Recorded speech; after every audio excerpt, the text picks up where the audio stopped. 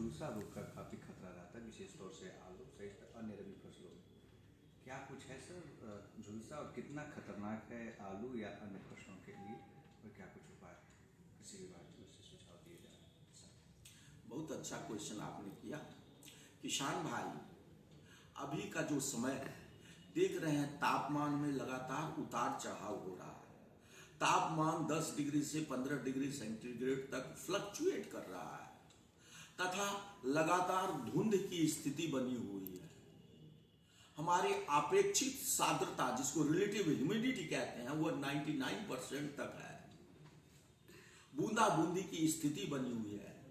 तो ऐसी स्थिति में एक रोग लगता है आलू में, टमाटर में, सरसों में, जिसको हम लोग झुलसा रोग के नाम से कहते हैं, जानते हैं। ये रोग जिसको हम लोग कहते हैं, ये झुलसा रोग होता है, और ये खास करके ये पिछात झुलसा होता है। झुलसा तो वैसे दो तरह के होते हैं, एक आघात झुलसा होते हैं और एक पिछात झुलसा होते हैं, लेकिन जो अति महत्वपूर्ण है, जो अभी के कंडीशन में है, वो पिछात झुलसा के लिए है। और इसका जो काउजल ऑर्गेनिज्म है, उसका जो कारक है, यह एक प्रकार का फफूंद है, यह एक प्रकार का फंगस है।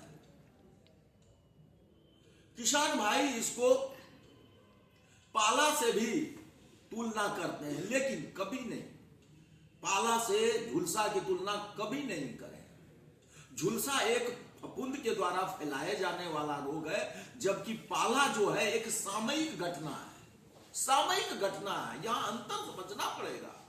पाला तब होगा जब रात का तापमान हिमांक बिंदु, जिसको फ्रीजिंग पॉइंट कहते हैं, जो 0 डिग्री सेंटीग्रेड होता है, जब हो जाएगा, तो ऐसी स्थिति में आलू के नस में, विभिन्न फसलों के नस में जो पानी होता है, वो बर्फ में बदल जाता है।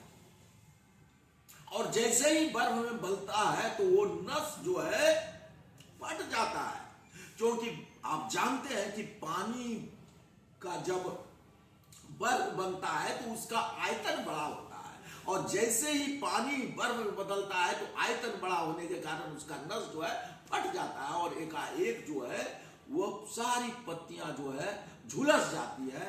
इसको पाला कहते हैं। लेकिन पाला अभी बहुत 20-25 साल से नहीं पड़ रहा है, वो जो हो रहा है उसको झुलसा कहते हैं। किसान लोग पाला को कभी झुलसा नहीं कहेंगे, दोनों अलग अलग चीज है, जिसका मैंने विस्तार से वर्णन कर दिया है। अब आलू का झुलसा रोग जो फफूंद के द्वारा होता है, आप इसका लक्षण क्या है? तो इसका पहला लक्षण है कि आलू के पत्ती के किनारे और सिरे से झुलसना जो है प्रारंभ होता है, और 72 घंटे के अंदर पूरा पत्ती झुलस जाता है, पूरा खेत झुलस जाता है, और जब पत्ती को आप दबाएंगे तो खरखर की आवाज आएगी। तो इसका मतलब है कि आपका आलू का फसल, टमाटर का फसल, ये जो है झुलसा रोग से पीड़ित हो गया है। अब इसकी प्रबंधन की बात करते हैं। तो इसकी प्रबंधन की पहली अवस्था है कि जैसे ही आप 1-2 पत्ती पर इसके झुलसा के लक्षण, झुलसने के लक्षण दिखाई देते हैं, तो आप तुरंत ही खेत के आसपास के जितने भी खरपतवार है उसको जला दीजिए शाम में, और धुआं कर दीजिए, जिससे झुलसा रोग के बढ़ने की संभावना कम हो जाएगी। अगर ये न कर पाए तो फिर दूसरा उपाय है कि आलू की हल्की सी सिंचाई करनी, जिसके कारण मिट्टी थोड़ी गर्म हो जाएगी, झुलसा रोग की लगने की संभावना कम हो जाएगी। और अगर इससे भी झुलसा का प्रबंधन नहीं होता है, नियंत्रण नहीं होता है, तो आप सुरक्षात्मक रूप से एक फफूंदनाशी है, जिसका नाम है मैंकोजेब, 75% WP का 2 ग्राम प्रति लीटर पानी में मिला करके छिड़काव करें। इससे आपका प्रबंधन हो जाएगा। अगर इसके छिड़काव न करने के बाद भी झुलसा का प्रकोप बढ़ता गया, तो फिर एक संयुक्त उत्पाद उत्पाद आता है जिसका नाम है मेटल एक्सिल और मैंकोजेब। इसका 2 ग्राम प्रति लीटर पानी में मिला करके आप छिड़काव करें तो निश्चित ही झुलसा रोग से आप निजात पा जाएंगे। अगर जरूरत पड़ी तो 15 दिन के अंतराल पर फिर एक छिड़काव करें और इस बार जो है आप रासायनिक फफूंदनाशी बदल दें।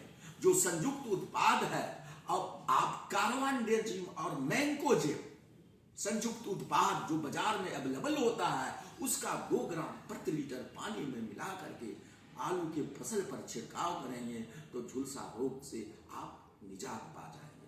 धन्यवाद। सर, चक्रवृद्धि ब्याज भी कहा जाता है, आखिर क्यों?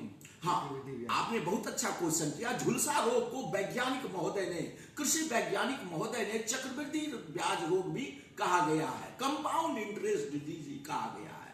क्या कारण है? जैसे आप चक्रवृद्धि ब्याज में ब्याज पर ब्याज लगता है, मतलब मूलधन काफी तेजी से बढ़ता है, उसी तरह से अगर आपके खेत में झुलसा रोग का प्रकोप हो गया तो ये फंगस इतना उग्र होता है कि उचित वातावरण, तापमान, ह्यूमिडिटी और धुंध की स्थिति में ये 48 से 72 घंटे के अंदर पूरी पत्ती को जला करके नष्ट कर देता है। इसीलिए इसको कंपाउंड इंटरेस्ट डिजीज, चक्रवृद्धि ब्याज रोग कहते हैं। हाल के समय में क्या स्थिति है सर बिहार में? चूंकि कृषि विभाग से तमाम चीजें आपको अपडेट भी आ रहे हैं। जी जी। तो क्या दवाओं का भी कुछ ड्रोन के जरिए करना होगा, नेचुरल जो मशीन है उसके जरिए भी किया जा सकेगा? अभी हाल के स्थिति में झुलसा रोग की छिटपुट रूप से संभावना है, लेकिन ऐसी परिस्थिति में मैं किसान भाई को ये कहना चाहूंगा कि पौधा संरक्षण के द्वारा ड्रोन से भी छिड़काव होता है, जिसमें हम लोग 50% अनुदान पर राशि देते हैं। 1 एकड़ के लिए 419 रुपया अनुदान है, पूरी राशि है जिसका 50% हम लोग अनुदान देंगे, 210 रुपया अनुदान देंगे और एक किसान अधिकतम जो है 15 एकड़ का लाभ उठाएंगे। धन्यवाद।